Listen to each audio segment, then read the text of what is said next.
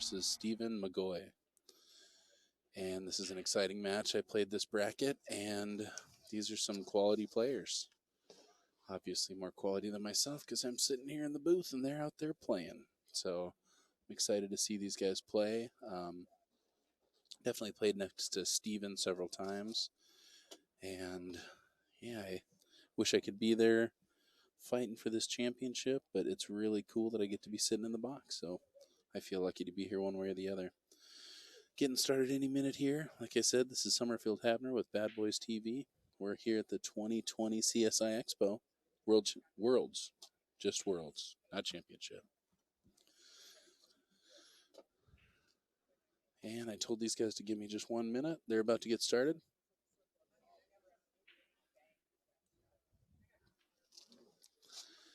This has just been a sweet event, really fun thing to be a part of.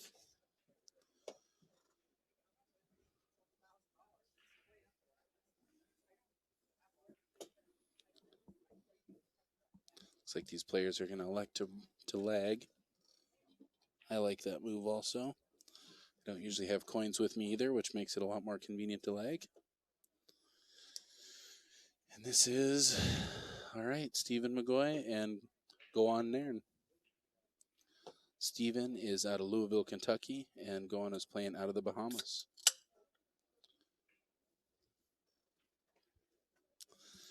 And this is a big payday here. Second place right now takes home $1,700. First place takes home, as soon as my phone loads here, first place is taking home $3,000. This is a $1,300 race to 5. I don't know how much pool you guys watch or how much you gamble, but I can tell you one thing. Not many people play a $1,300 race to 5. These guys right here, it looks like Gowan ran straight through it, so Steven's got to beat him twice. This is a true double elimination tournament. Steven winning the leg here. He's got his first break. Can be a really distinct advantage when the quality of player is really high. Gotta think these guys are going to break and run some racks. Steven showing off that clutch shot apparel. He wanted to give a shout out to Gary Browning with Clutch Shot Billiard Apparel. So he's representing it well right there. Stephen McGaughey. All right, I'm going to try and get live in the chat room, so if anybody out there is watching, I will try to be attentive to that. But please enjoy the stream. Thanks for tuning in to Bad Boys TV, and hope you enjoy it.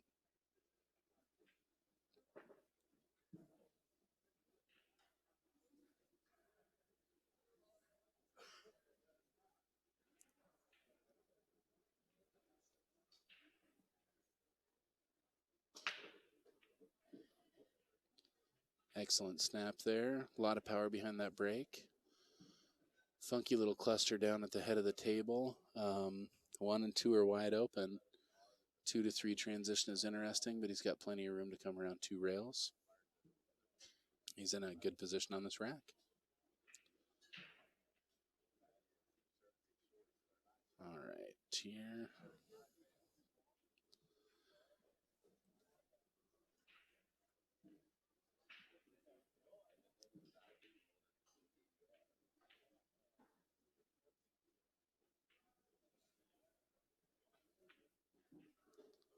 Yep, smart shot there. Just squatting that cue ball. Left himself a little straight. He's going to have to work a little bit harder to get around that 9 ball if he chooses to do that. He may just want to come up 1 rail. I think that 8 ball is pretty big right there, though. I think you're going to see him swoop around. Great shot. Doesn't force it. He's going to have the edge of that 3 ball. That's all you need.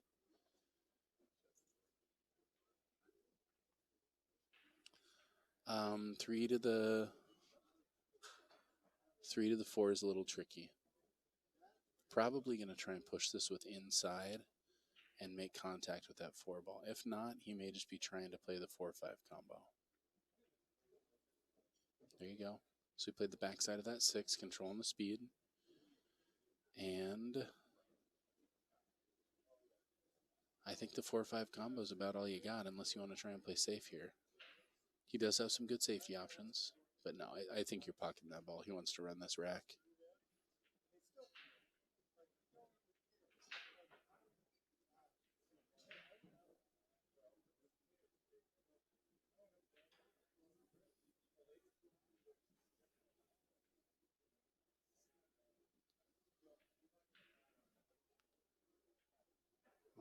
Please excuse me. I'm trying to get this posted out into Facebook world so we get some more people checking these guys out. I got some fans rooting them on. There we go. All right, I'm back. It looks like he wasn't able to pocket that combo. Gowan probably going to play over and back. It's some inside English there to control that. Very good shot.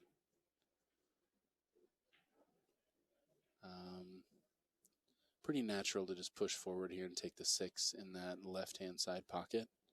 Not sure which way he'll go about it, but that's the way I like doing it.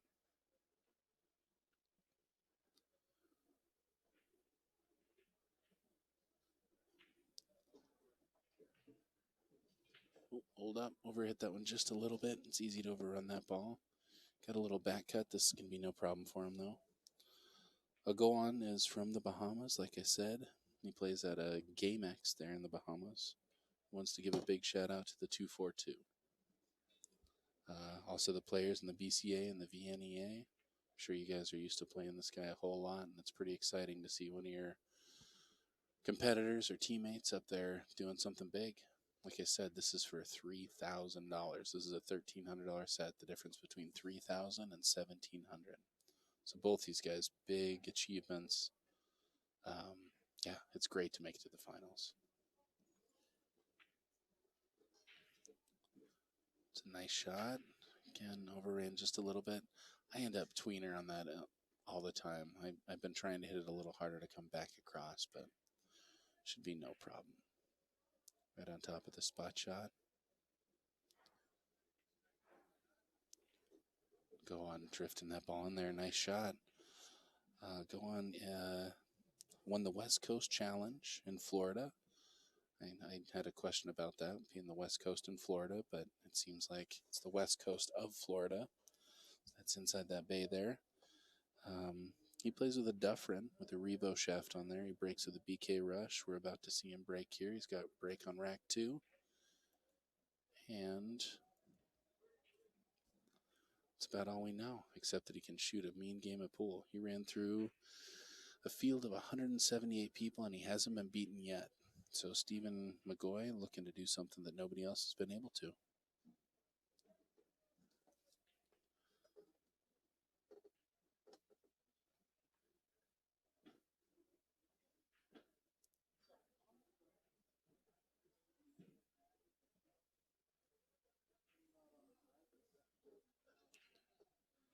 And let's see that BK Rush come out. Breaking with a magic rack. All right, a little closer in than I'm used to breaking. So this is probably going to be a power break. He's not gonna break soft. He's not just messing with the wing ball. He's going to try and pocket some balls here. Looks like he's going to break with some power, breaking off the rail. Oh, man, and that is a really powerful break. And that's the only problem with that break is if you lose control of that cue ball, man, pocket a couple balls, leave them wide open. It's a great opportunity for Stephen McGaughey.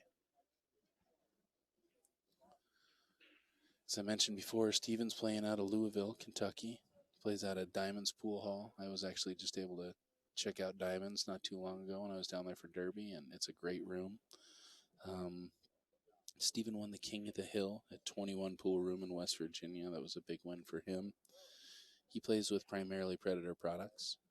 He does have a Tony Lang jump cue, however. I was to give a big shout out there to Katie. And he also, I said it before, we'll say it again, big shout out to Gary Browning with Clutch Shot Billiard Apparel. Stephen McGaughey looking to run this rack and get it even. Stephen is going to have to win 2 sets to win this title, so he's got to beat him in this first race to 5 and then a second race to 5.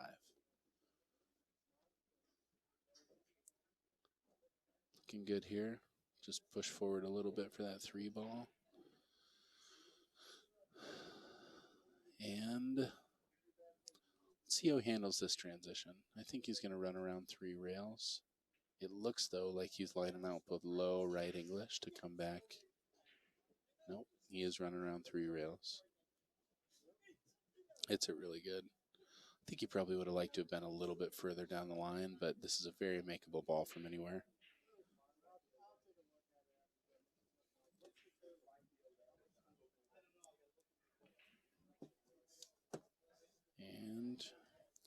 Kind of straight up and back here.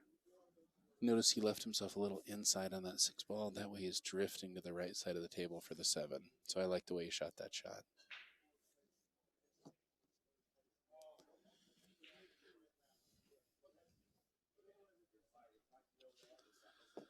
Thanks for joining us out there in Bad Boys TV land. Hopefully you guys are enjoying the stream, been enjoying this tournament. It's been a really fun one for us so far. All right. It's easy to want to draw back for this 9 ball. I am no longer shooting it that way. I know that I have a tendency to be able to draw into that side pocket. Just stun drew that beautifully. That's excellent control. That's exactly what you want to do with that shot. Use himself straight down the line on this 9 ball. Stephen McGaughey trying to make this one even. Excellent out for Stephen. He also wins the break on this one. So both players breaking one another's serve. Going into game 2 in this race to 5.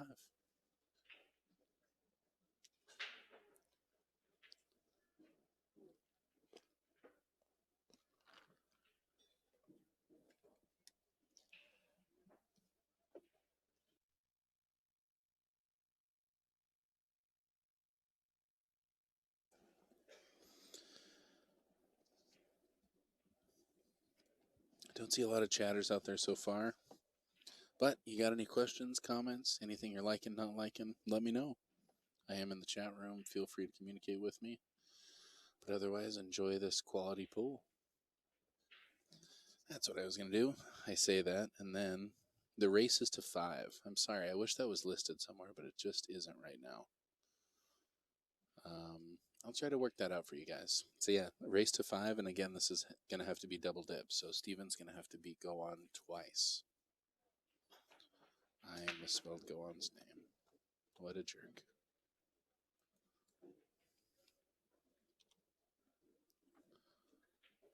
Now it's corrected. All right. James is already in a pool coma.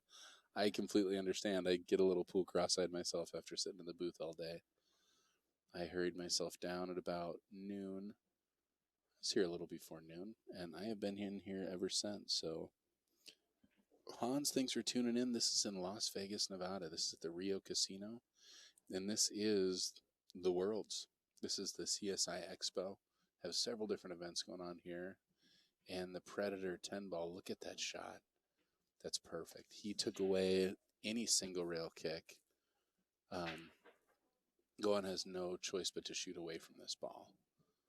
It looks to me like the 3's covering up the single rail kick that way, but he may be able to jack up with a bunch of English and come back for the 1. To be honest, I kind of like 2 railing. No, he's got more room than it looks like.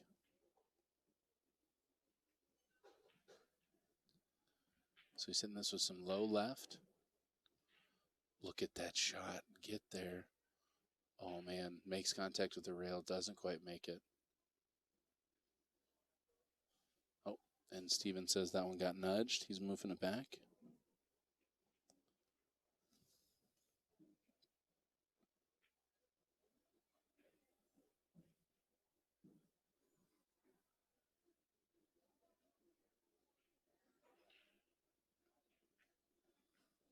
And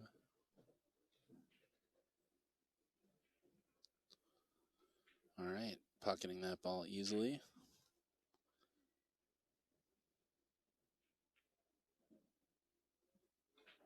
Would have been a great time to deal with that 3-5 issue.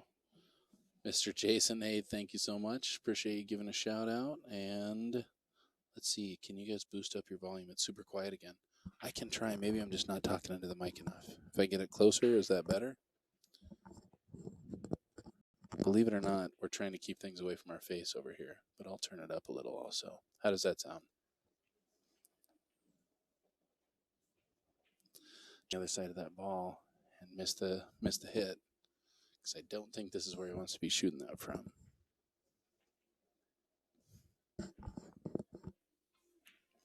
So yep, BCA players. But I believe this is the USAPL 9 ball. That doesn't make any sense, though. I agree. It's the 9-ball gold division finals. Look at that kick. Oh, no way.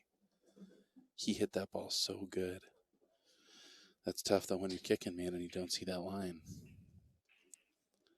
Ellis giving a big shout out to the Bahamas.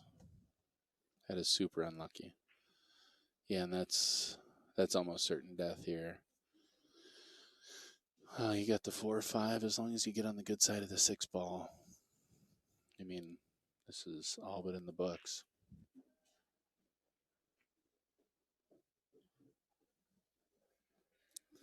I say that, but lots can happen, you know? John, does that sound better out there? Oh, yep, you already said yes. Good deal. I wouldn't want to just be straight drawn this. I'd want to be pushing through it, and maybe that's what he's doing. I just thought he was lining up low. Don't overrun it. And you gotta love that 9-ball right now. Holy cow. He was rolling himself into the danger zone. But it worked out just fine. Great shot on the 6. Easy one on the 8 and the 9. Just a little bit of punch follow here. Punch kind of to pop off that rail. He's just going to stop it. He's not messing around with any kind of drift. He's got a perfectly fine shot there, and he's going to take it.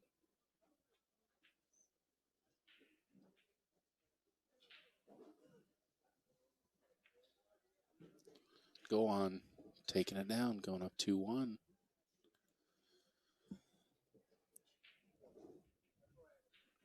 Yeah, it's going to be... I mean, this is just a challenging place to be in for Steven. His serve's been broken twice. These races to 5 playing 9-ball are so quick. I'm looking at playing 8-ball. It's starting tomorrow. It's a race to 5 in the same division. There's 400 players. So this is a bracket of 178 people. Obviously more people like 8-ball than 9-ball, but twice as many. So a division of 400 players playing 8-ball, which is a way slower game than 9-ball. So look for that tournament to go on for a couple days. Holy cow. I got really lucky. I'll give you an example of how long it's going to go on. I got really lucky and caught a bye the first round, which would start tomorrow at 9 a.m. You know when I start? The next day at 9 a.m. So still got to start at 9, but I get a whole day of rest. So hopefully that'll help me get in stroke. I actually haven't hit a pool ball all day.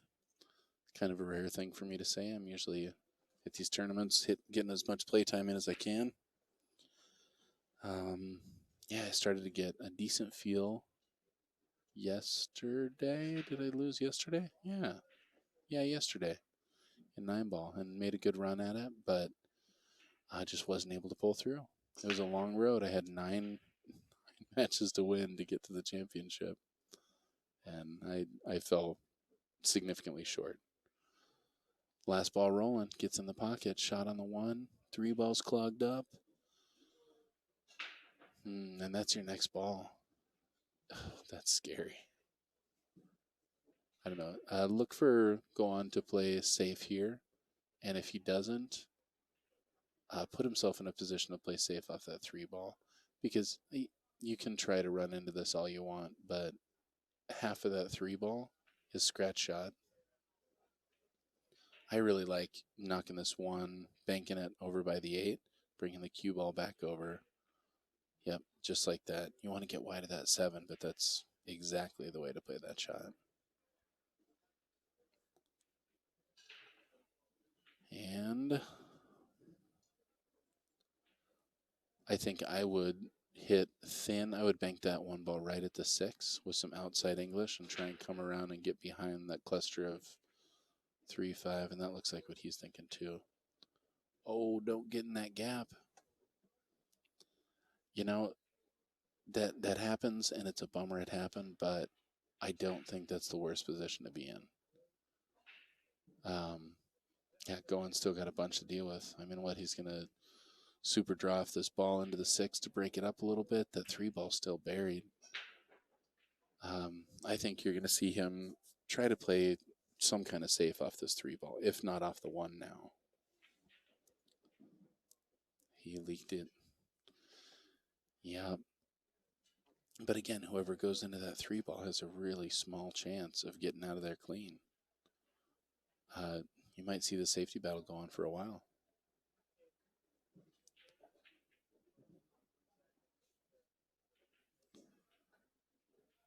Steven's in a position where, I mean, any chance he gets at the table, he really has to capitalize on.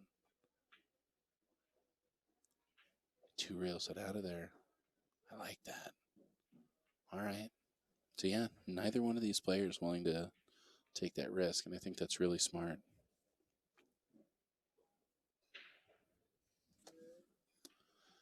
John says can't play that many sets. Man, that's what it's all about. Those long days, the grind. This game is not for the faint at heart. That was the biggest mistake I made. I played four straight sets yesterday, and then I had, if I would have kept winning, two more.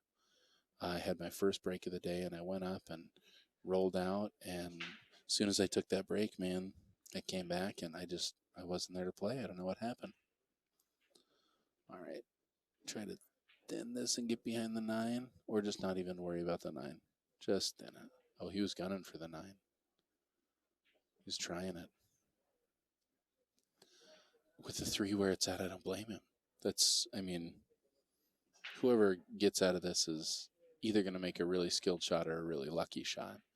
And if you have an opportunity at a lucky shot to win the game at this point, take it.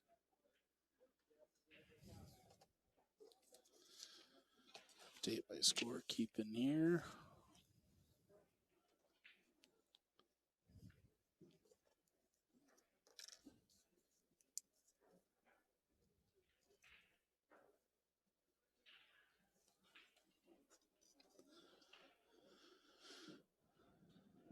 Yeah, it doesn't.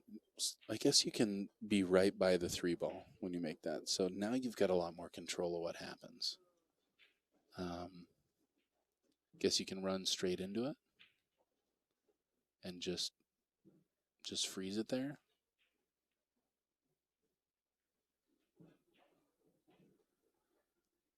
And that's a good shot. I mean, even though it seems like he can play an easy safe, that side pocket's huge from there. So he just can't go a huge majority of the direction. 5 balls right there. This is a tricky shot. He might be able to jack up and nip draw the 3 around the 5. All right. I think he might have left a window.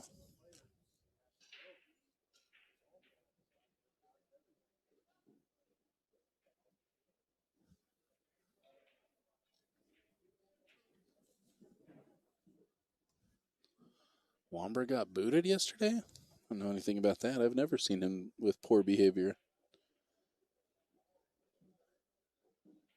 He's always a good fan of pool, a good viewer, somebody who likes to interact with the chat room. I think he's, trying to play that. I thought that the 4 ball was underneath the 5. And it is. So he's just going to thin off this 4. Oh, and he nicked the 5.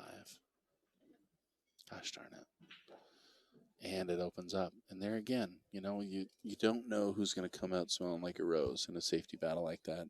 And that was just a tricky one.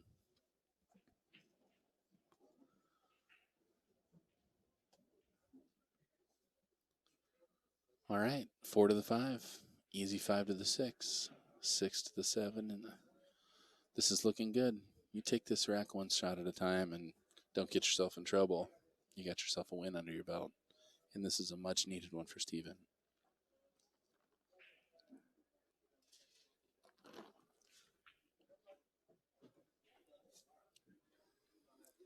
Good shot. Pretty straight on that 5 ball.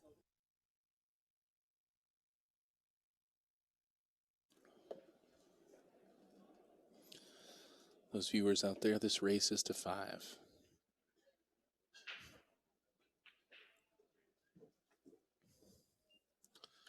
Let's see if I can add that in up here.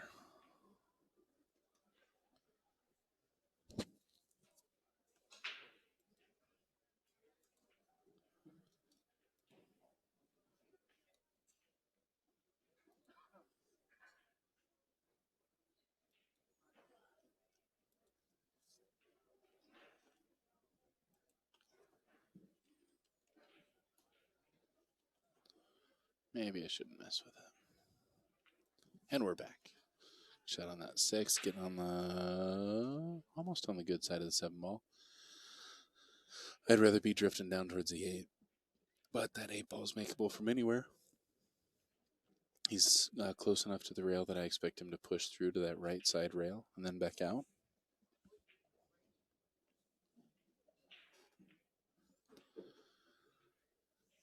All right, UFC Cat 1. This was a tournament of 178 people in this gold division. So far, Gowan is undefeated.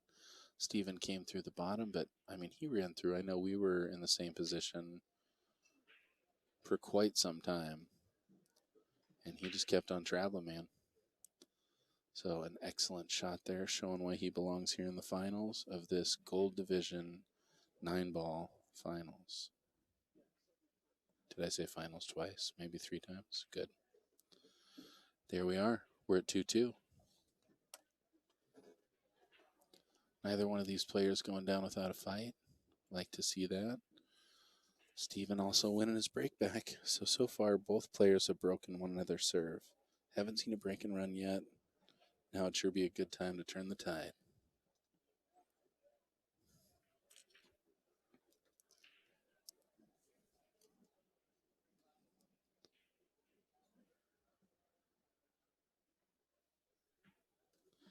Nice to see you guys out there. Thank you all for tuning in to Bad Boys TV. Watching this, BCAPL Championship at Worlds here at the Rio Casino in Las Vegas, Nevada. I'm Summerfield Habner. It's nice having you guys with us. I'm sorry you're stuck with only me. Mike Deed had a long day. He took the early morning, and I'm wrapping it up tonight. So try and keep me entertained. Reach out. Give me some insight. Tell me what you're thinking. Breaking from that center. Watch that 9-ball to come straight back up through the rack. Yep. Boy, oh boy, that's a dangerous break. Notice the 9-ball or the magic rack moved a great deal. You don't usually see that. So it's pretty powerful to move and slip all those balls.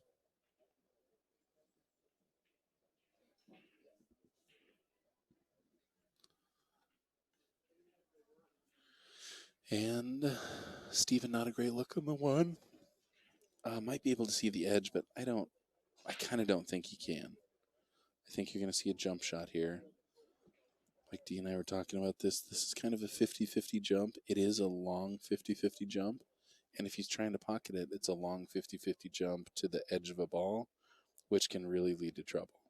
So you're either trying to keep this thing shallow or you're looking to hit this thing full and knock it back up table. And it kind of looks like that's what he's doing. I do think he's jumping it. I didn't see him grab his jump cue. Yep, sure enough. And what kind of jump cue is he playing with? That is a Tony Lang jump cue. He says he loves it. And look at that. He did. He hit right on that spot he was aiming for. Unfortunately, didn't squat the cue ball quite as much as he would have liked. It leaves a pretty good situation here for Gowan. I like using the 7 ball here. He's back cutting the 1. He's going to make contact with the 7 already, so just prepare for that. Probably going to take the 3 in the side next, unless you drift out too far, in which case you can take it to the upper right-hand corner pocket. But an excellent jump and hit.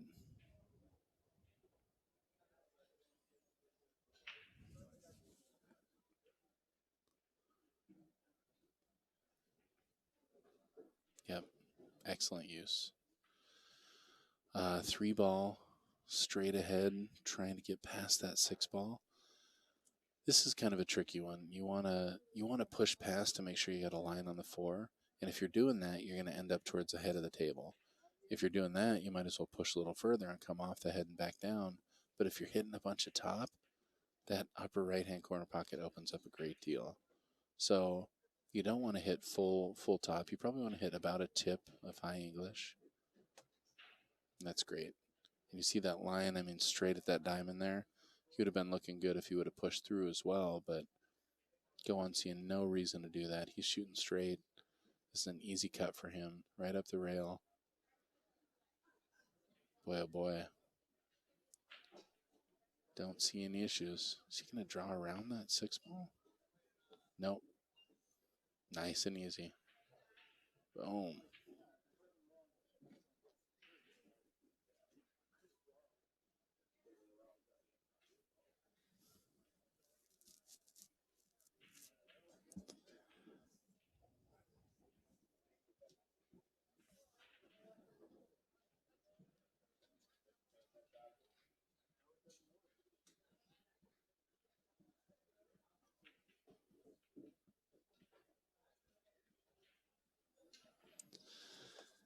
Yep, Gowan's kind of saying it all right now with his playing.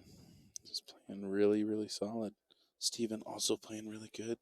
Couple unfortunate little rolls. Yeah, still an even match, but I tell you what, that race to 5 disappears real quick.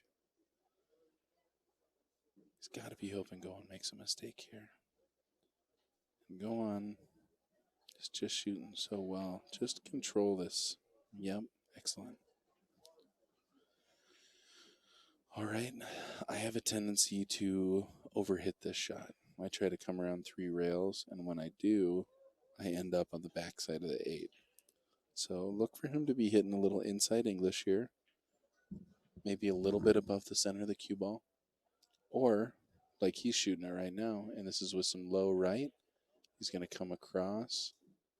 I would have thought he would come a little bit higher. He's not messing around at all. I think Gowan plays 9-foot pool, and there just isn't a long shot on the table for this guy.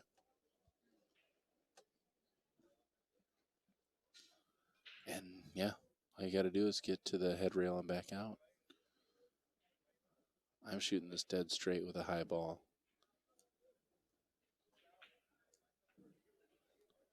Oh no. Oh my goodness. He gets really, really fortunate making that ball. Holy cow.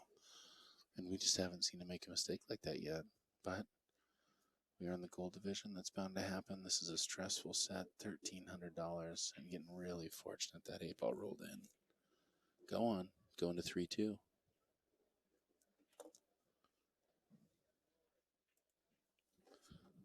Three, two, and breaking. Holy cow. Jelly roll is right out there, John. Ray, if you think those masks are looking cool, check out Corey Duell in this 9-ball Predator or 10-ball Predator Open. Pretty fresh. Corey's rocking that mask. He wears it well. Not gonna lie. Haven't seen Earl wearing a mask. Haven't seen Earl wearing a cast or any kind of thumb accessory. So good to see him playing. He's had a hard time, but I've never in my life gotten to see Earl play pool, and it was pretty wonderful to be in that presence. I walked towards him to try and talk to him for a minute, maybe get a picture, and I don't know that I've ever seen a stronger scowl. You can see it a million times on television, but it's powerful in real life. And he had just lost. Kind of have a rule. I mean, I don't mind fanboying out a little bit on people, but when they've just had a tough loss, I try to give people their space.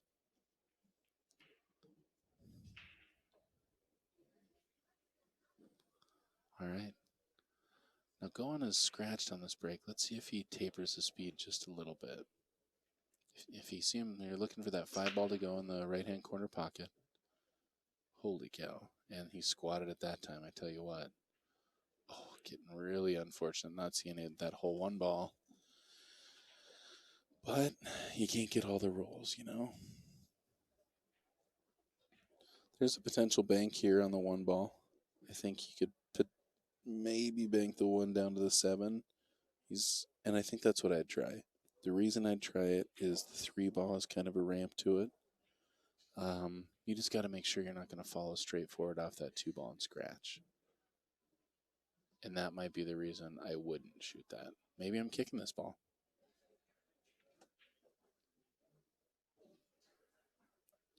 Looks like, oh, yeah, he is. He looks like he's banking. Totally. Might get it anyway. Boy. Yep. Just keep that jelly roll rolling.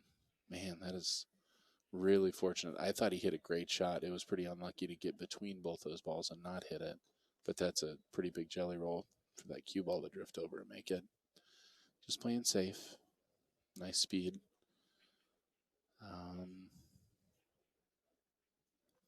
This is a makeable ball. I think I'm jumping it. He does kick well. I've seen Steven kick the ball really strong.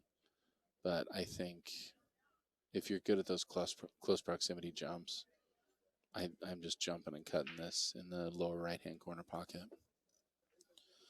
Correction, I'm jumping this and trying to cut this in the lower right-hand corner pocket.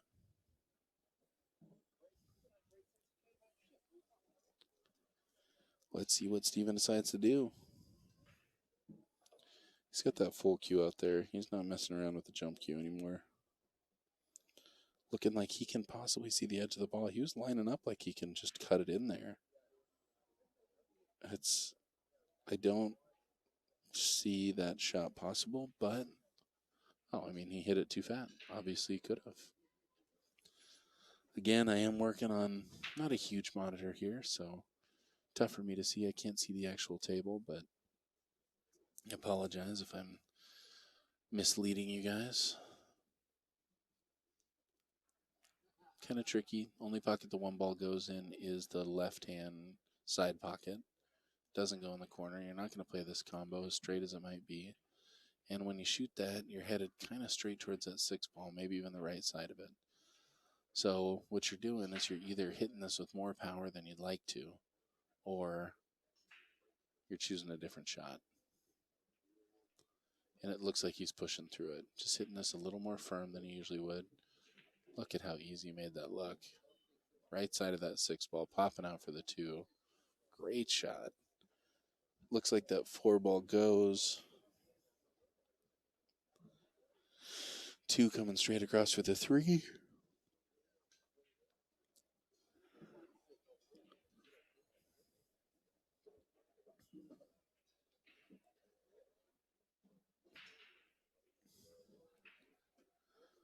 Well, he got real straight, and that's not treetop, but from that far away, it's treetop. It's a 5-foot reach over a 4-foot table. That ain't easy.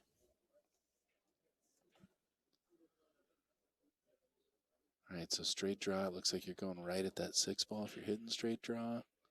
Probably like to stay on the right side of it.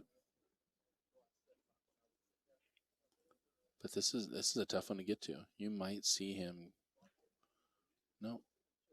He looks like he's going to, just lay up. All right, so he must have plenty of room on the shot here. Thought I saw Steven walk out. He may be asking for a ref on this shot if he thinks it's close, or maybe he was just taking a look at it. It's going to be pretty obvious. If the 8 moves, it's a foul. But I don't think he's in any risk of clipping that ball. Boom. This is to get to the hill. Mike Littman, what's happening out there? Buddy, I am looking at a room lit up by the lit man. So the lit man himself on the mic, thank you very much for tuning in. I'm bummed I'm not going to see you over at Regionals. Man, I think that's the first little sign of nerves we've seen out of Gowan. You got a couple options here. Easy little over and back. I like to play this 3 rails. I play this right into the gap between the 8 and the rail, and inside English runs straight around. I think his shot here, if you're comfortable with it, yields great results, and what an excellent execution. Yeah, Mike, this room, I didn't have the chance to see it before, but I can tell you how good it looks now. And the thing, when I take pictures of this room, what I keep going back to is taking a picture of the lights themselves and the light rig. It's just awesome. Go on, hit that ball twice. I think it was probably going one way or the other, but a win's a win. We're going to 4-2. So 4-2, Gowan versus Steven. Steven's got to make something happen here. It is his break. He's been breaking the ball strong. Gotten unlucky not seeing the one ball a couple times. Let's see if he adjusts.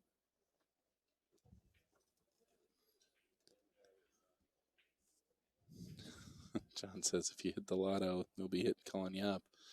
For those of you out there who think you need to hit the lotto to get one of these Lippmann lights, you just don't need to. They got a special going on down here right now. I think I saw on the sign a $495 Lippmann. These are brand new LED panel lights. They're terrific. They don't get hot. They're just everything about them. They're low profile, and they really have ruined other pool lights for me. So, Mike, I appreciate what you're doing, and I also kind of resent it in a small way. Let's watch that 9-ball moving. Oh my gosh. It was going too, almost carried off that one. All right. Unfortunately, nothing going. So Gowan coming to the table with what could be the last rack of this championship.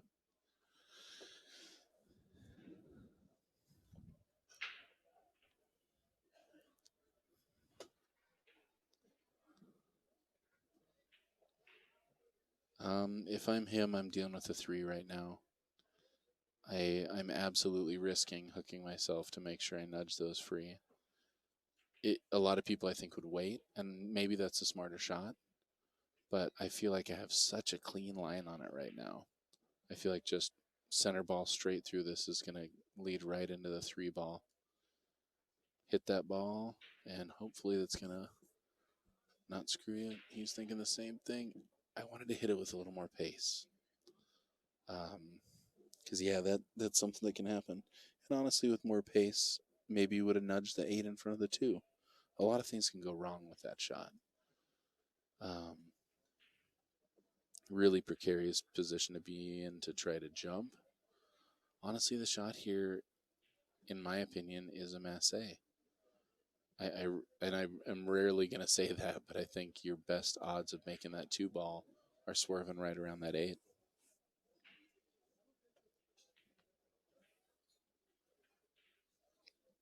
I just don't see a greater kick. You can play off the inside point of that right-hand side pocket. Looks like he might jack up and try and play off the side rail. You can 2-rail this. 2 rails past the left side of the 7. It's going to try to just 1-rail it. Oh, man. And that, my friends, is a huge, huge break for Steven. Steven's looking at the combo. I would be playing the carom here for sure. But it's up to you. What I like about playing the combo is you can squat the cue ball back there, and they got, I don't know why you wouldn't play the carom. But you can squat the cue ball back there, and the 2 will travel around the table, and you'll have a built-in safety. I just don't like lining something up to hit that thin on the ball. I feel like I get a way larger margin of error going the other way.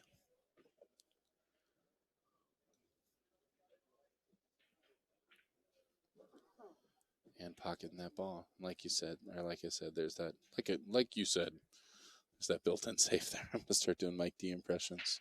Getting lonely. And 4-3. Steven coming back with a very fortunate happening there. All right, so we went 1-1-0, 1-1, 2-1, 2-2. And then those 2 games at 2-2 brings it to 4-2 and a race to 5. Gowan hanging on this hill only needs 1. Steven's just got to be thinking he's got to win them all from here.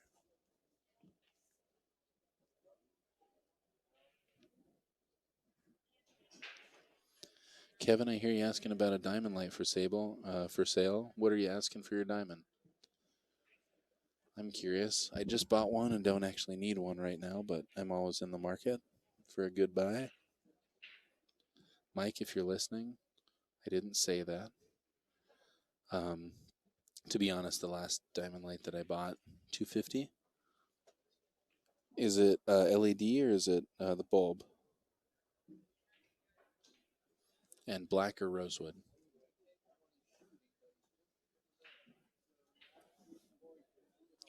I guess where you're at is important to me also. Oh, man. It's going to knock it in.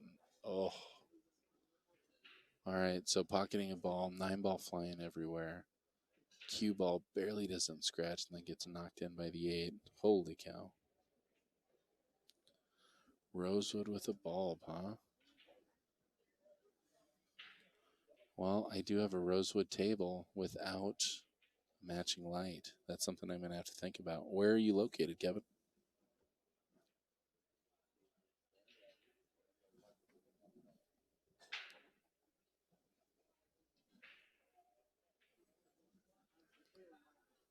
Well, I'll be darned. Kevin, are you a BCA player? Nice work. So just getting under that 8. You don't want to nudge it too much. You kind of like it by the pocket, but you want to make sure you get that ball in.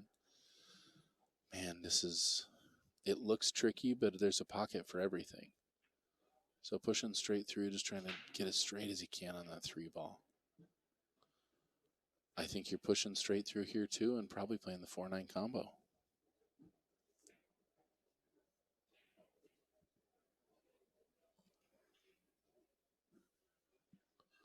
Man, Kevin, I would have taken you up on that too.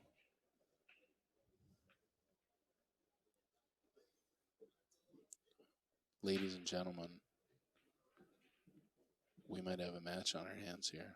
We have a match on our hands here, but we might have a hill thriller. Oh, and I mean, it's not like he wants to be taking this combo, but it was the cards he was dealt. Huge shot here.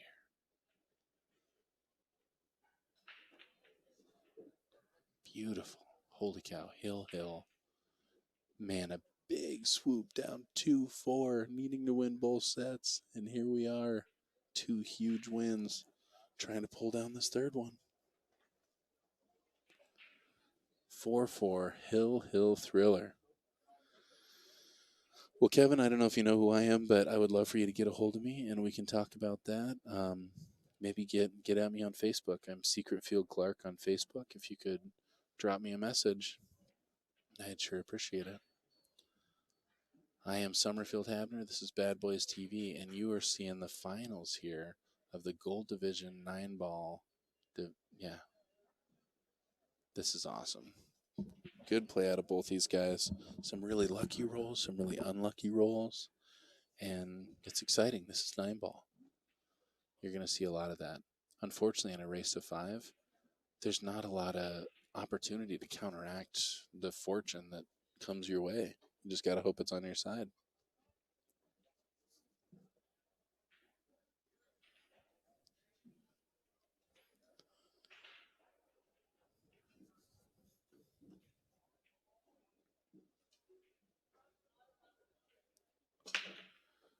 Huge break to 9-ball. Oh. And you know he was gunning for that. And that's the reason I don't like that break. You know, he did make a ball this time, so he's getting back to the table, but he hasn't made a ball the majority of the time, and that 9-ball was close. But I'm more interested in controlling that 1 ball than I am the 9. That being said, if you snap that 9-ball there, it's huge. Huge.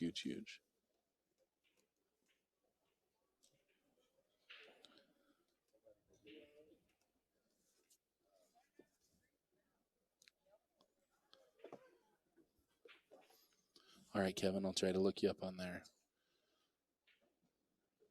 He's pushing with that 7-ball by the 6. Tying it up.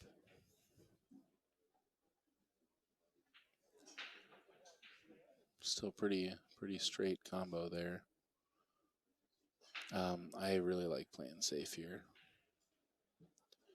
Just going to cut that 1 ball right at the 8. The 8's going to help me taper the speed.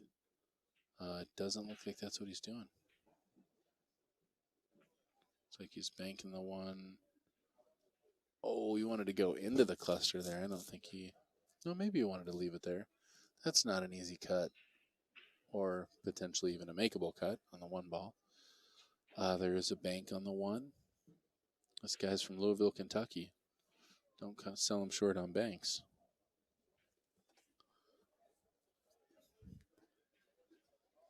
And it does look like he's firing that. Oh, banking the long rail and drills it. Like a good Kentucky boy. That's bank pool territory right there. Steven, I'm not making fun of you. I am actually an aspiring bank pool player myself, and it's awesome. And that cross corner was gorgeous. It looks like he's done that a time or two. Following straight forward, probably taking that 4-ball in the upper left-hand corner pocket. Looks great. I think he's going to try to avoid that 9-ball. I think he's just going to pop out and around the right side of it. He may push through it. I have a tendency to hit that 9-ball too full and leave it in the path. So I definitely like popping out here. Oh, he was able to drift right by it. Great job. Be interested to see here if he's going to take the combo or try and break it out. I think you just take the combo here. And that's exactly where you want to be. Get yourself up there. You make sure that the 6-ball is coming to a makeable position after you make the other ball.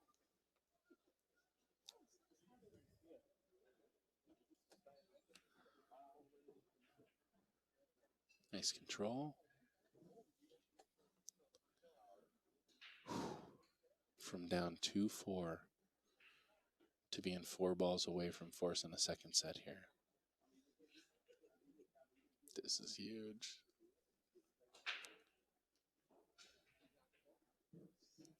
Drawing this ball, hitting it pretty firm, making sure you pocket that ball.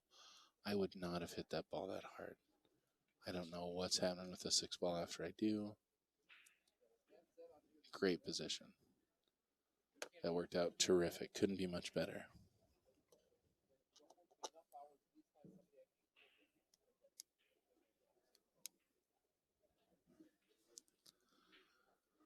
Punch draw around this.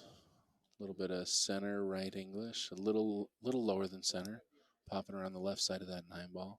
Probably getting to the rail and right down for the 8. Oh no. Oh. I just told Mike I had almost a whole day of playing pool where I didn't say, oh no. But gosh, I know that feeling all so well, Steven. Man put himself in a great position, and I think maybe just rushed that ball a little bit. It's hard to say, but I am all too familiar with that feeling. All right, Gowan, stepping up here. Definitely taking his time with this. I really like Corey doing this shot. I really like a bunch of low left English. You're not going to draw if you hit a thin enough cut to make the 6-ball, you're not going to draw the cue ball enough to scratch in the side. And if you draw with outside enough, you're going to catch that rail and push back up for that 8-ball. The other option is to get to that right side rail and come around 3 rails. I don't see Gowan doing that. I guess you can cut it in either lower corner pocket also, and maybe he likes going to the left-hand side rail. I can't tell what he's lining up for. I think he's going to the left-hand side rail and running around. He just 3-railed that ball in the. Oh my gosh! I thought it was in the pocket. Whoa! Huge swoop. And Steven getting really fortunate getting back to the table. Holy cow! I mean, he was just praying for that chance, and you are not going to see him make another mistake.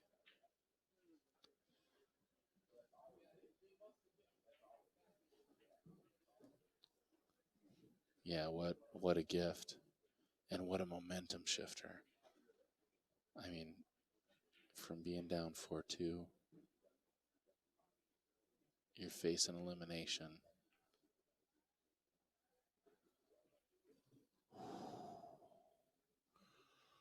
I gotta quit saying stuff. Man, that you're scaring me here. I'm just gonna try to learn my lesson again. If you've ever heard me commentate, I try to learn this lesson almost every time. The players play their shots. Is he cutting this in the corner? I'm definitely playing this in the side, but I like that you're playing it in the corner.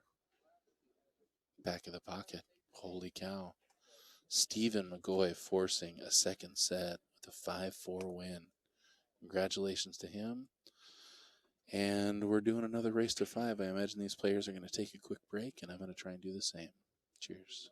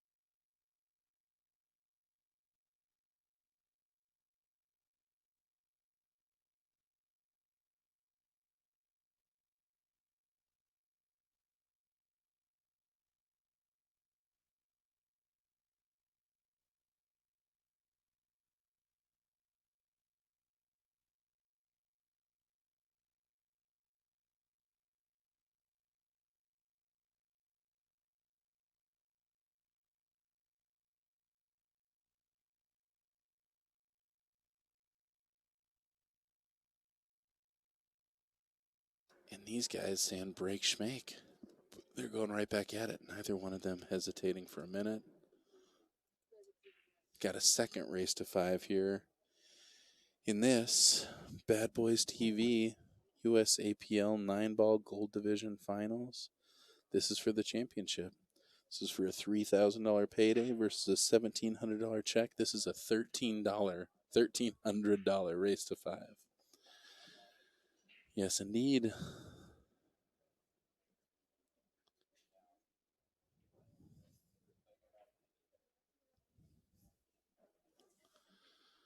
And Stephen McGaughey winning that first break. Let's see what he can do with it. Stephen was breaking pretty hard and, coming really close to making that 9-ball several times. It didn't always yield a good shot on the 1-ball, but, he was honing in on where that 9-ball was going. So Bacon, kind of from the center of the table, you kind of start adjusting to one side or the other, depending on which way you want that 9-ball to go. It also has to do with how square you're hitting the rack. Oh, yeah, and if that 9-ball makes it down table, it's going. Oh, my goodness. It's right there. And there again, he hit the heck out of that ball. He hangs the 9 in the pocket, but he didn't make a ball. And I don't know that that's worth it to me. I don't think he needs that advantage. I think he hits the ball so good that I would rather be on the 1-ball, making a ball, than I would have a chance to make the 9-ball.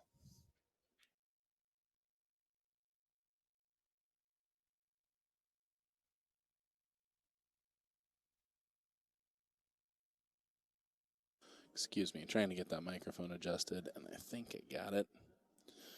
Hope it sounded good for you guys out there. All right, either trying to cheese or I didn't really see what happened there. One way or the other, leaving Steven a pretty good look at this 1-ball.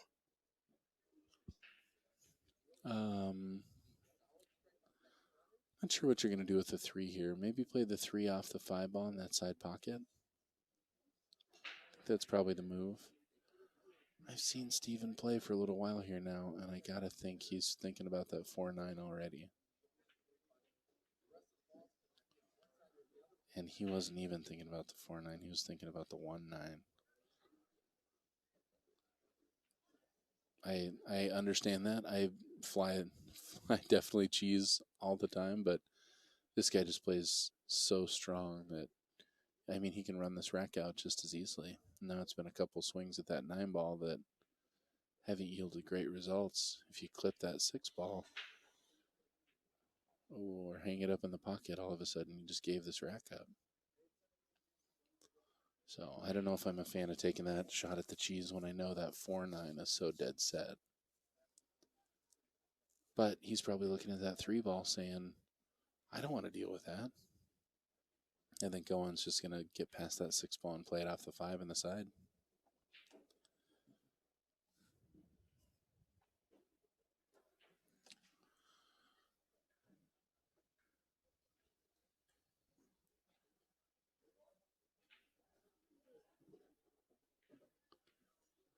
There we go.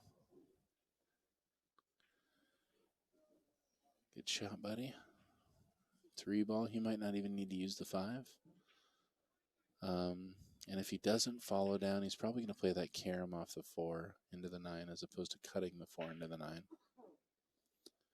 Doesn't think he needs it, but treetops himself.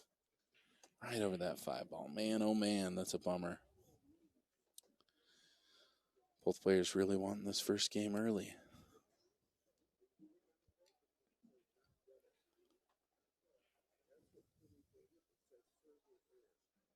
He looks like he's cutting the 4. Things that I like about that are sending the cue ball up table. The things I don't like are you can potentially leave the combo for the other player. But he drills it, taking it down. That's going, winning rack number 1.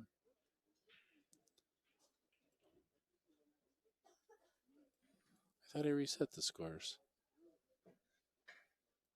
Yeah.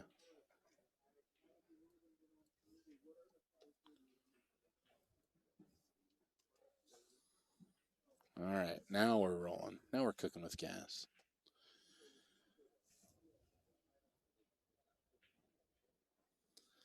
I know it looks like I didn't, but I swear I reset that score. But we got it going now. Thank you for the heads up. Go on with a big win there and breaking as well.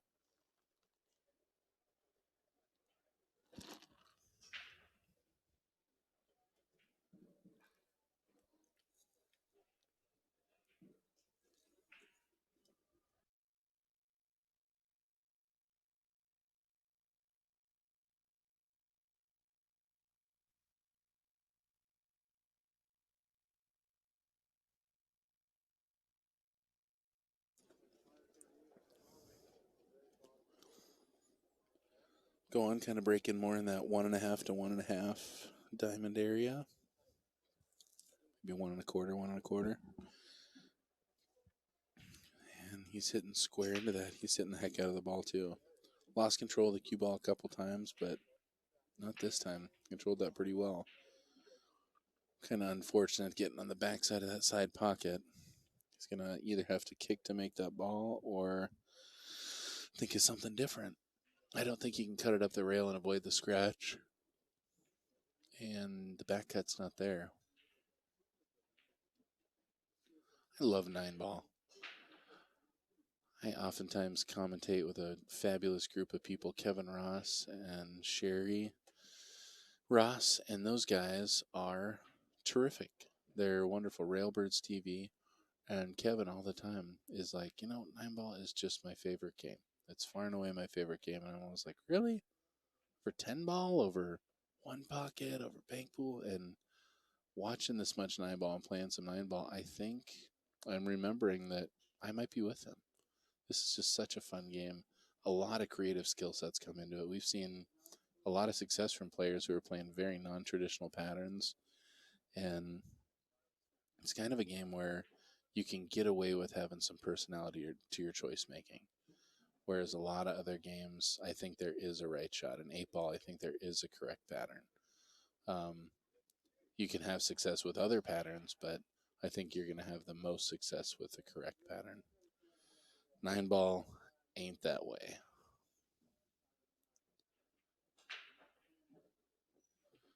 And it probably is on some level as you get into the higher skill levels. But we're talking about amateur players here that have put a lot of life and heart and soul into their games, and they develop something really cool. All right, we're going to see a safety out of him here. We're trying to get over behind that 7-ball. Oh, and rolled out too far.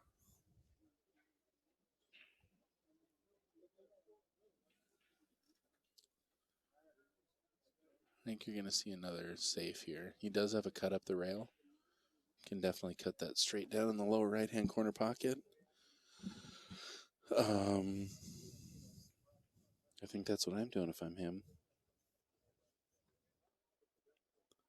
You can also kind of try to bank it around the 4 ball and get back over there, but it's a weird little shot. Just hitting that ball pretty thin, but what I like about it is that you can shoot some low outside and get back towards the 9, kind of stop your cue ball.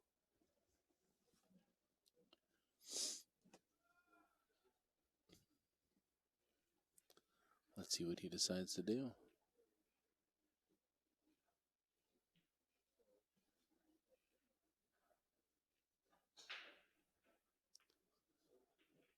Trying for the side. No, trying safe.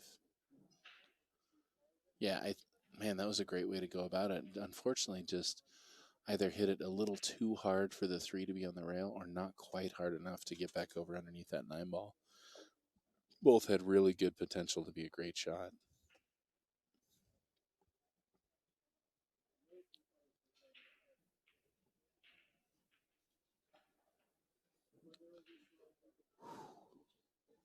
Pockets that ball. That was a scary one. All right. Because of what side he is on the 4 ball, yeah, he's right by the pocket. He's got a lot to work with. He might try to come around the top side of that 6. And he does.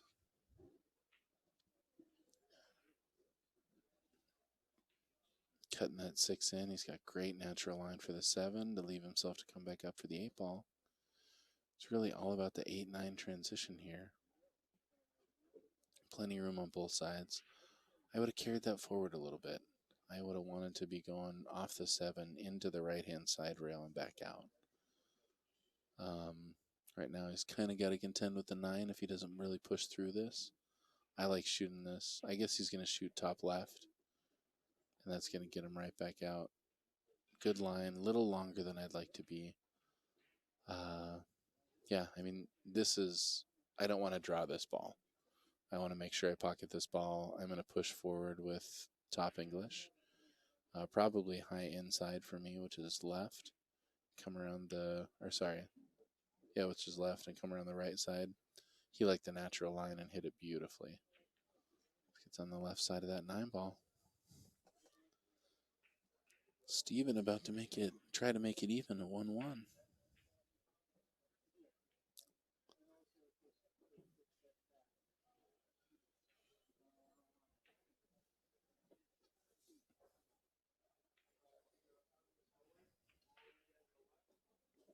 Beautiful cut, straight up the center of the table. Stephen McGaughey, 1-1. And he wins the break as well, I believe.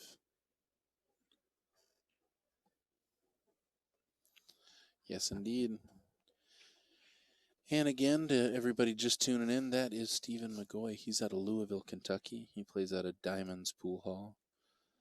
Stephen had a good run and won the King of the Hill tournament, and that's at 21 Pool Room in West Virginia. He plays primarily with Predator cues. He does have a Tony Lang jump cue, however. He's giving a shout out to his wife out there, Katie, and to Gary Browning at Clutch Shot Billiard Apparel, seen plainly on the back of his shirt there.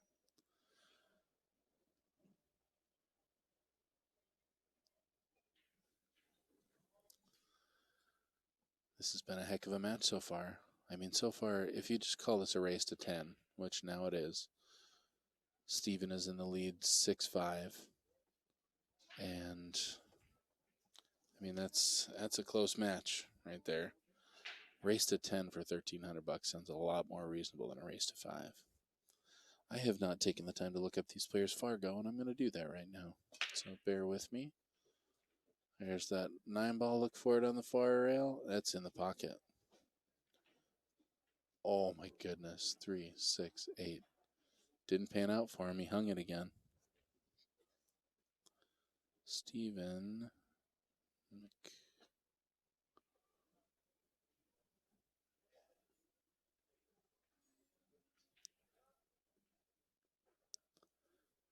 is a 562 out of Louisville.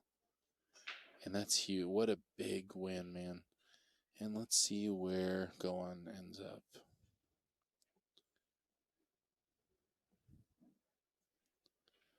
He's firing this.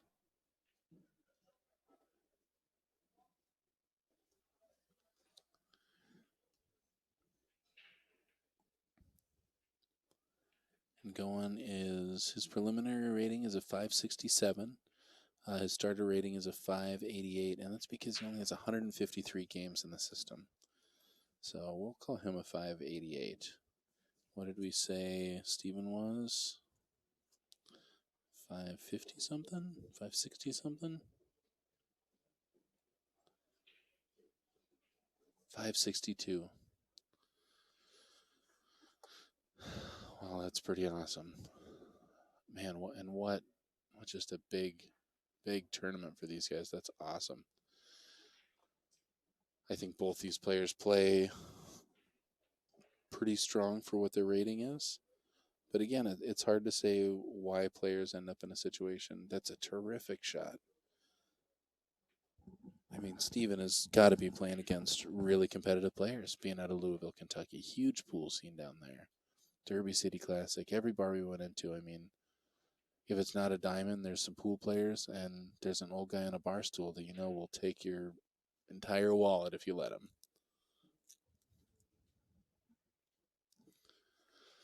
So, good kick there. Hoping that one ball gets up a little bit, leaving a tough cut on the one.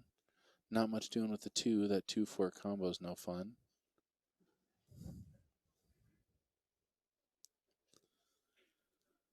And those of you guys out there who haven't downloaded the Fargo app, it's a really, really useful tool. I don't know if you guys are Fargo people or if you like to follow people's progress or anything like that, but I love my favorites page. I mean, I can look up people that I played, see what they're doing, how they've done, and yeah, anybody you're going to gamble with or up in a match against, it's pretty cool.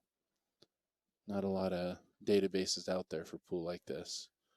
There's a lot of people who don't like it, but I think there's even more who find a lot of value in it.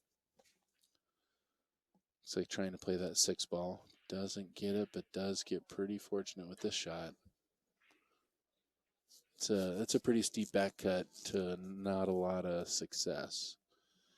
I want to play straight through this 1 ball, and I want to bury my cue ball underneath the 4. It looks like he's looking at drawing it.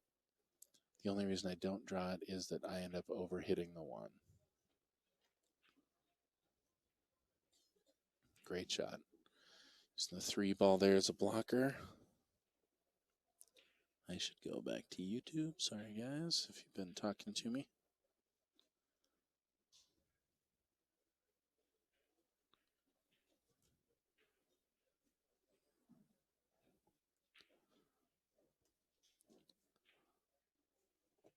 All right. It looks like he has an opportunity to kick through the gap between the 4-3. Looks like he's going around 2 rails here. Looks like he might be lining up a little thin.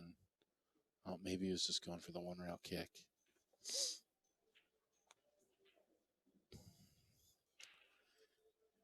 And missing that 1 ball, giving Steven ball in hand, and I gotta be honest, I don't think that's the worst thing in the world. 2 balls still in a precarious spot. Knowing Steven, seeing what he's done, I kind of tend to believe he's going to fly this 9 ball. I think it's low percentage. I also think the out is low percentage. You can't fault him for trying. Yep, that's what he's looking at here.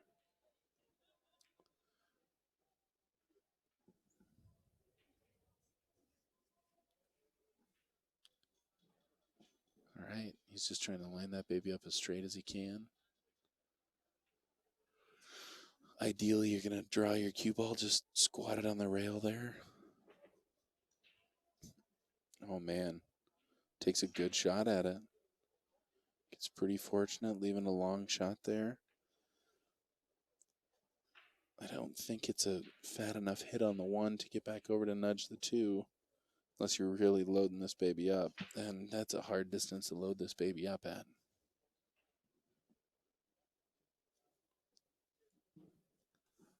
See what he chooses to do. Maybe coming up and back on the right side of the 9 ball and then hitting the foot rail and back up the... Oh, man, he almost caught it. Great try.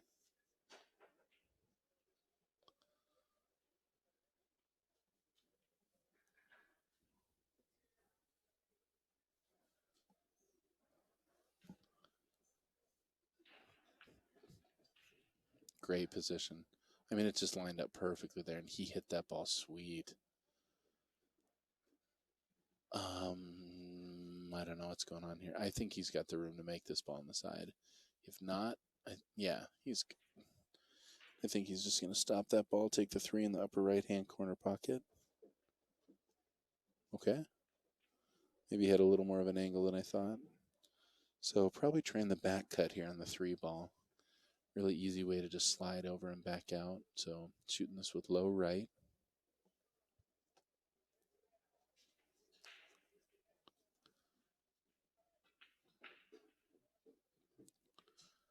And he overhit it. I mean, hit a good stroke on that ball. Oh no, he hit it perfectly. He's got the 4 ball there. I am the worst. Colors are not my friend. They're an issue today. I don't know why, but they are. He just left himself perfect on that 4 ball. Easy little drift stroke here. 5 up to the 6. 7 balls, no heyday, but you got a lot of room to make it perfect.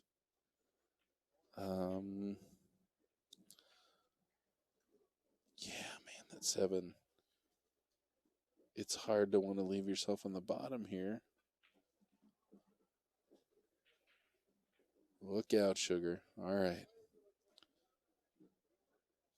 Unfortunately, he is straight on that 6. And he's on the rail. I'm not going to be surprised if I see him go rail first here. I kind of like that. Kind of like going foot rail, 6 ball, side rail, head rail to be on the top side of that 7. Looks like he might have enough room to sneak across. And maybe that'll just be a quick... Nope, that's what he's doing. Oh, don't do it. Don't do it. Oh, my gosh. Well, that really challenging shot just became a little more challenging. Now you're shooting out of the corner pocket. And this is a tester. I think that's the first time I've said that, and I'm glad. But this is the appropriate time, I believe, to use that phrase. This is a tester.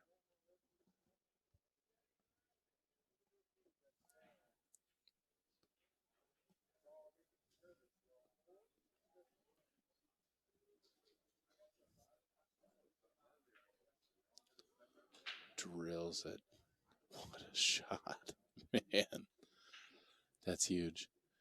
And I'm going to go out on a limb here, and I'm going to say this might be one of the first times we've seen these players hold their serve. Steven pulling down. I'm going to let him make the ball first. We've seen a lot of stair stepping, though, and it's usually been in the opposite direction of the break.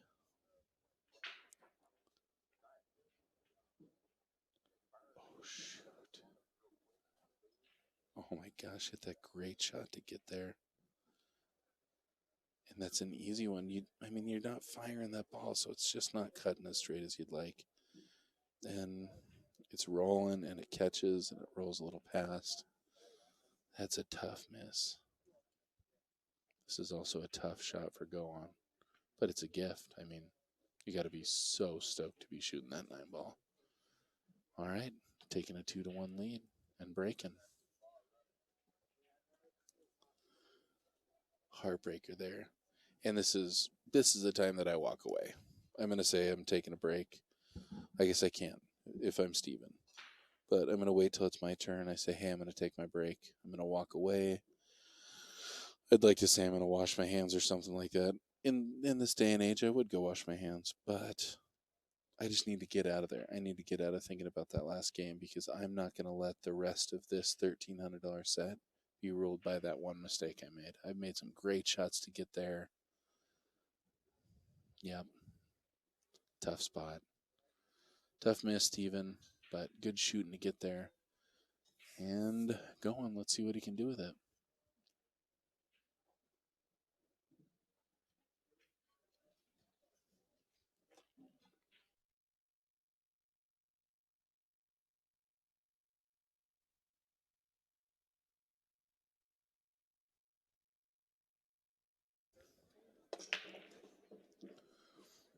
Count 9 ball. Ooh.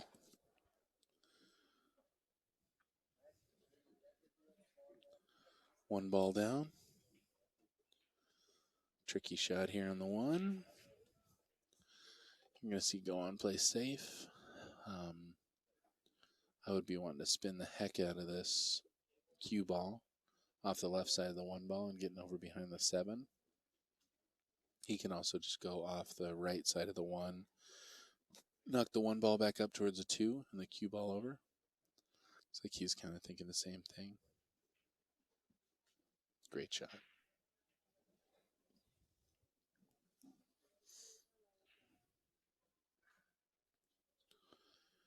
And the one rail kicks here just aren't looking great.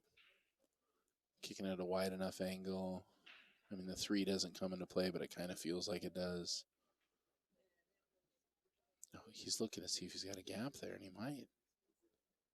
Nope, he's just tying it up, trying to tie it up. Unfortunately, hits that ball a little too hard.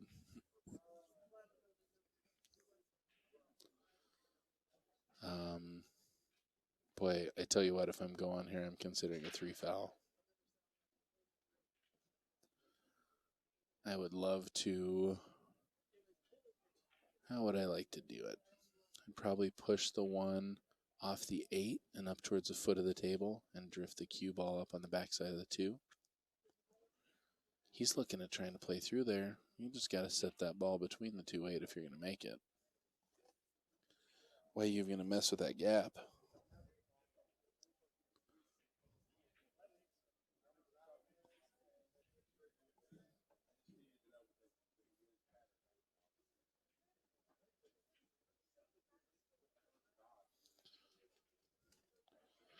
Yeah, if you want to get out, just set that baby right there.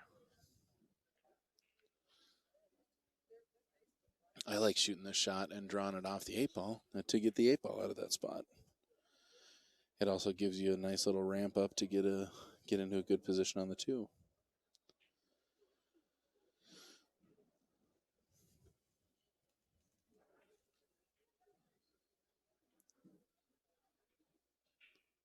He just looks like he's pushing forward, going to take the 2 in the lower right-hand corner pocket. Doesn't get quite wide enough. No, he does. He can still just barely draw that ball and be good on the 3. 4 balls kind of no man's land out there. Pretty easy to get to. Easy to get bad on too, though. Want to commit to which side you're going to be on.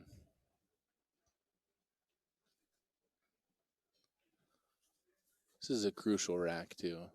If Gowan can get through this, being up 3-1, it's not many people out there are going to spot somebody 2 to 4, especially if they got 20 Fargo points on you.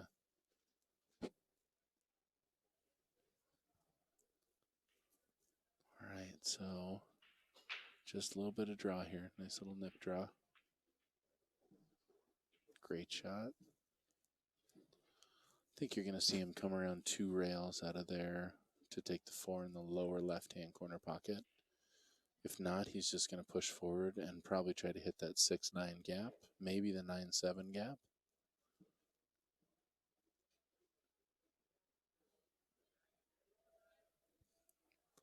I like the 9-7 if you're going that way. Yeah, so that was my first thought, and I think he made a good call. He's still on the wrong side of the 4 to get to the 6. I like correcting the shot by going forward. So I like hitting some high ball and coming off that foot rail and back up for the 6 ball.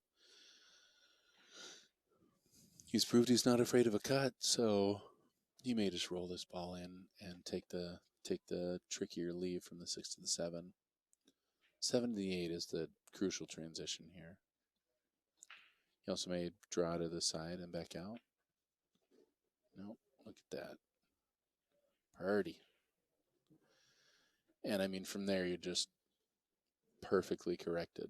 You want to make sure that you get to that side rail, don't make contact with the 8 ball, or completely make contact with the 8 ball. Just plan on it and know you don't get stuck behind the 9 ball. I think center ball with a little bit of right English here does you just fine. Don't have to hit this ball that hard.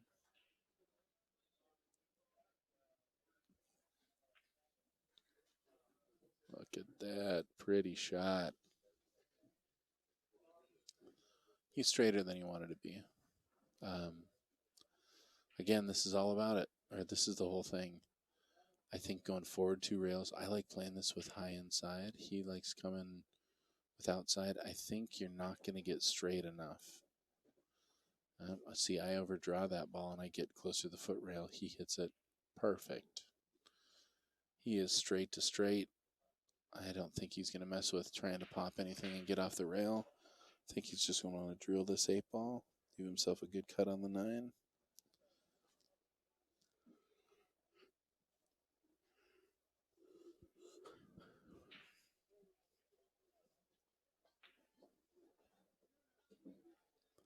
Leaves himself in the gap at the side pocket. That's a great way to give yourself a little more room to cue.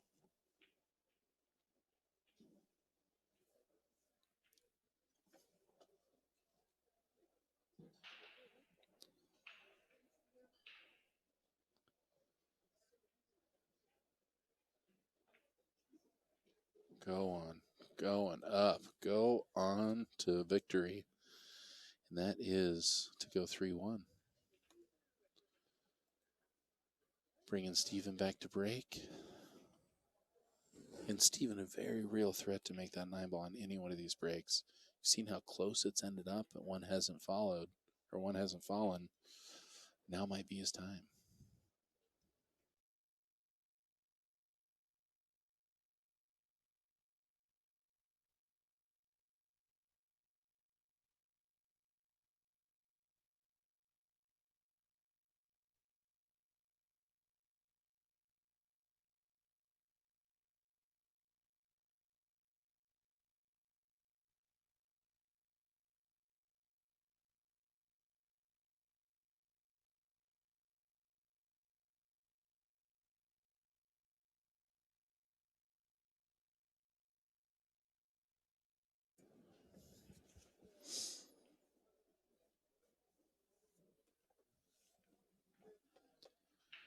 Here we go. Watch for that 9 ball in the upper or lower. He's gone the other way. He's gone right hand corner pockets these times. This time not so much. And again, hooked on the 1. Pockets a ball though. Haven't seen many pushes in this match. I don't know that you'll see one now, but I think now's a good time to take advantage of the push.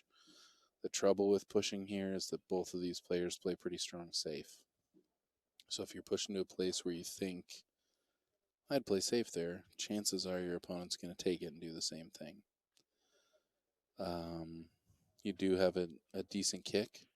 Kick that cue ball right at the 1-8 over there, and good things can happen from there. Big sellouts can happen from there also, but kind of got to weigh your options. This is also a jump opportunity. So I like jumping this ball and playing the 1 off the 8.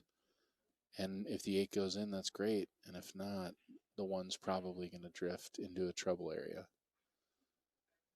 So there he goes. He kind of plays funny little push.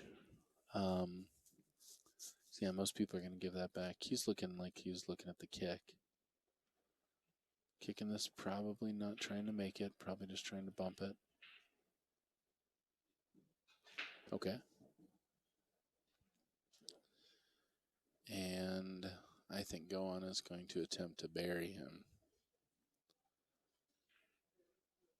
I really like hitting this ball and drifting up to suck onto the 6 ball,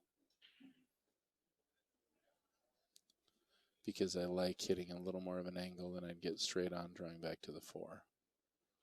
Wow, but look at that shot. Can't argue with results. That's a happy one. There's a kick line around that 3 ball. Bet that 3 ball's pretty big from there.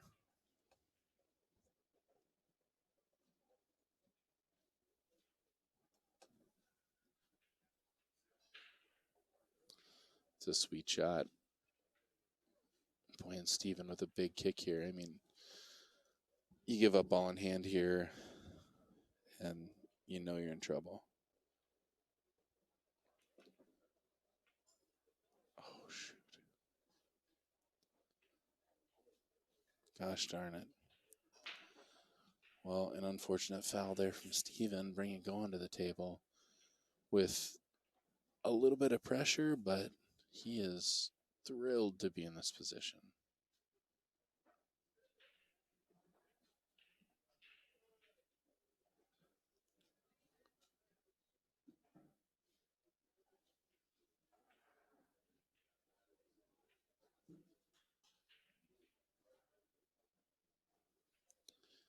One does pass the 6, I do believe.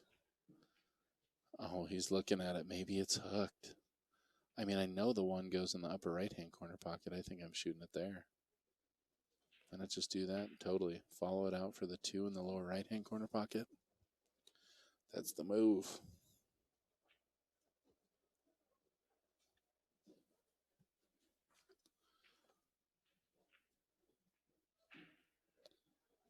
Boy, oh boy. This rack is looking sweet.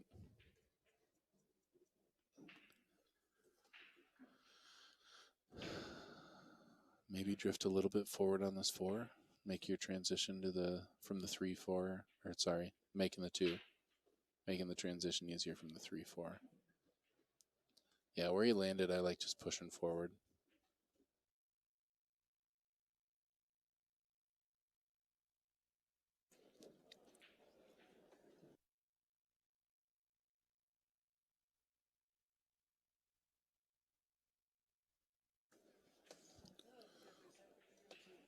You can also slide draw this.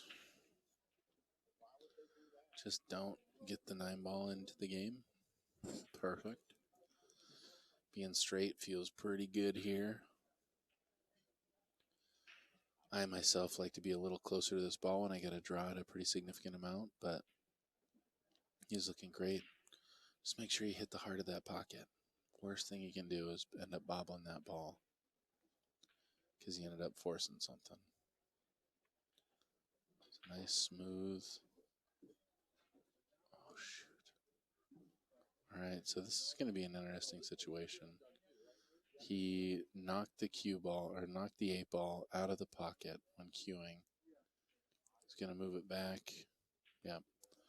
And Steven doing the totally correct thing there and moving it back to the position he was in. A lot of players will try to capitalize on that, move it into some kind of finicky position. That's the move. Those are the rules, but it's also, you see a lot of players try to use the situation like that to their advantage. Oh, man. And that's a really heartbreaking miss. And, man, and an incredible opportunity for Steven. So Steven now 4 balls away from making this thing 3-2. Looking definitely like he's going down 4-1. And just, I mean, a great opportunity here. Oh, shoot. Oh, heartbroken for you, man.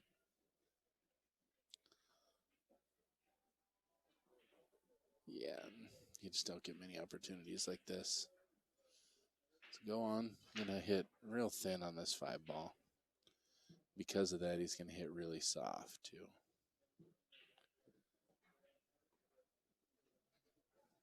He is got an angle, I think, probably to go into the side and back out.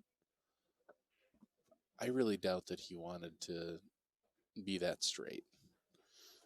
Looks like he's just going to try and draw off it. I'm worried that I'm going to suck up under that 8 and not have a pocket for it. Oh, my goodness. And this is where the nerves come in, you know. You're looking at a $1,300. You're two games away from $1,300. More than you'd have if you end up losing the set. Steven Wright to just walk away. Take your time, collect yourself. You're sweating, you're stressed out. These are hard positions to be in, and these are not, I mean, long-term seasoned players. This is where they're doing their seasoning. This is where they cut their teeth. And I tell you what, you fight through a field of 178 people, and you win that, you remember all the things that had to go right for you to win it. But if you fight through and you lose that set, and you got to the finals, you got to the big show, and you lose, I think that's one of the best things that can happen to a player, because you know you're never going to let that happen again. Like, man, I am never hit that 9-ball. Oh, gosh darn it.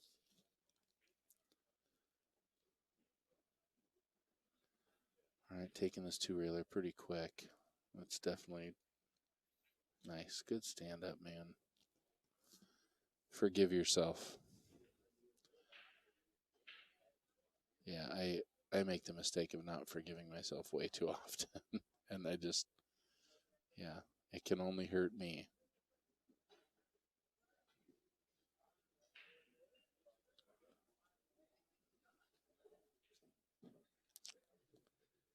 Oh, gosh darn it. Well, a disappointing shot there. That's a tricky little 2-reeler to hit. The higher up the rail you hit, the sharper your out angle comes, and he was hitting with a bunch of English and just barely skimmed past that ball. Gowan Nairn is about 2 balls in one game away from $3,000. He also has taken his time here, and I congratulate any and all players that take their time through this stuff. Don't do everything you can to let that stuff run through you. Breathe deep, and yeah, let the wind come to you.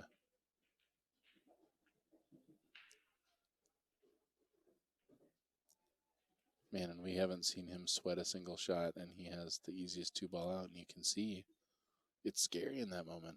When you're shooting a ball and you're like, I got to make these next 8 balls, you're not thinking about making this ball. But all of a sudden, like, I got to make this ball. All right. Going up 4-1. Big win there. His break, too. Holy cow. This is quite the match we got going here.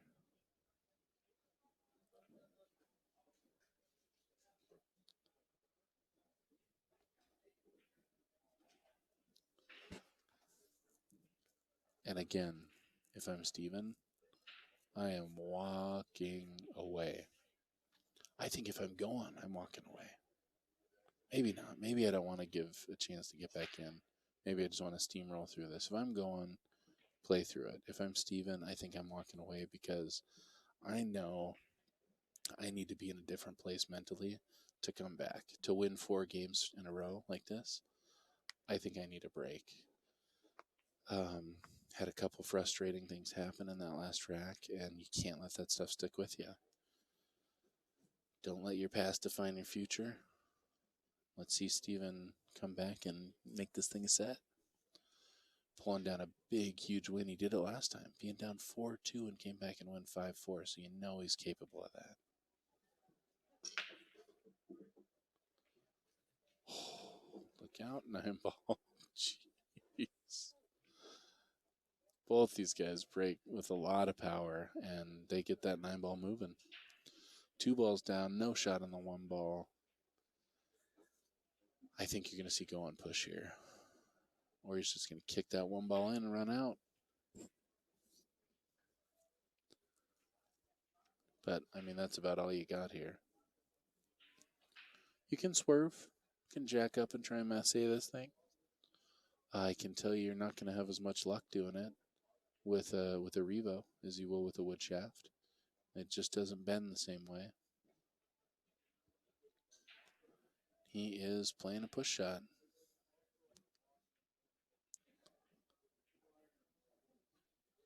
And yeah, I mean, when you're Steven, it's so hard to give this. I don't suggest giving it back by any means.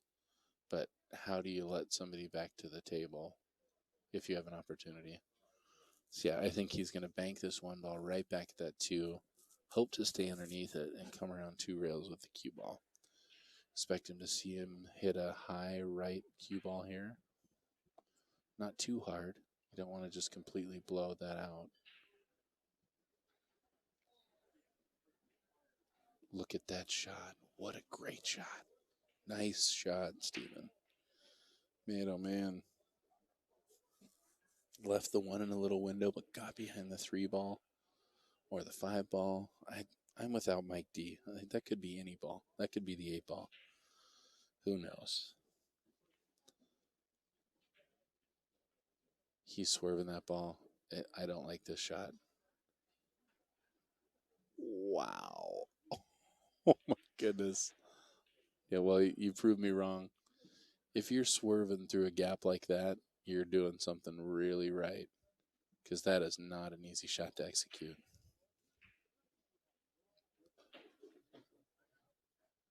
All right. Creates some separation, leaves himself a bank. Ball's still spinning. I think he's banking. Oh, that's not the 2 ball, it's the 4. Perfect shot on the 3. 3, 4, 6, 7, 8.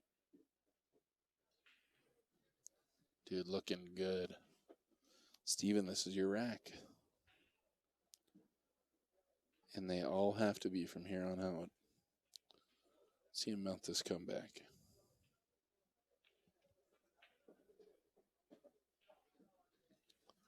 Shooting with a different kind of confidence right now. I think you can see he's determined. He said to himself, I'm going to win this set.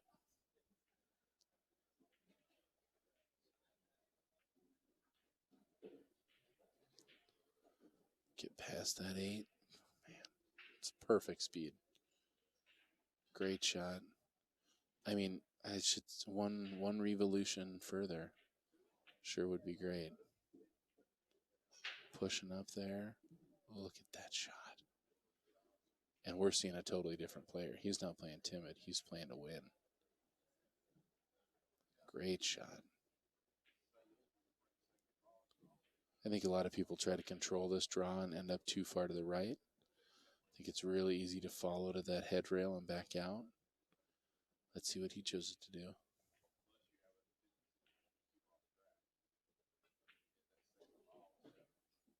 Dead straight. Stephen McGaughey not taking it laying down. Man, heck of a comeback here.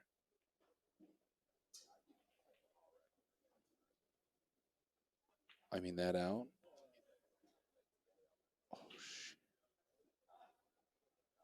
Oh, shit. Oh, man. I don't think I swore the whole time, but I swore just then. Yeah. I don't know what to say, man, other than you fought a heck of a fight. That was an incredible set. And huge win for Gowan Nairn. Undefeated going through. Well, I guess he got defeated by Stephen McGaughey in the last set. So both these players with 1 loss. Gowan coming through in the end at 5-1. Stephen McGaughey, I mean, just that last rack was some of the strongest playing we saw this whole time. Everything was open, but he was shooting fluid, confident, great, and just, I mean, that's what happens is all that intensity gets to you. Anyway, I'm going to shut up. This has been a heck of a good time. Congratulations to both these players. Stephen McGaughey walking away with $1,700. Gowan Nairn with $3,000. Huge win for both these guys. I mean, a great tournament for both these guys and a huge win for Gowan. So thank you for tuning in to Bad Boys TV. I've been Summerfield Habner, brought to you by OBQs. This has been the 9-ball Gold Division Finals. Thanks for being here. We'll see you soon.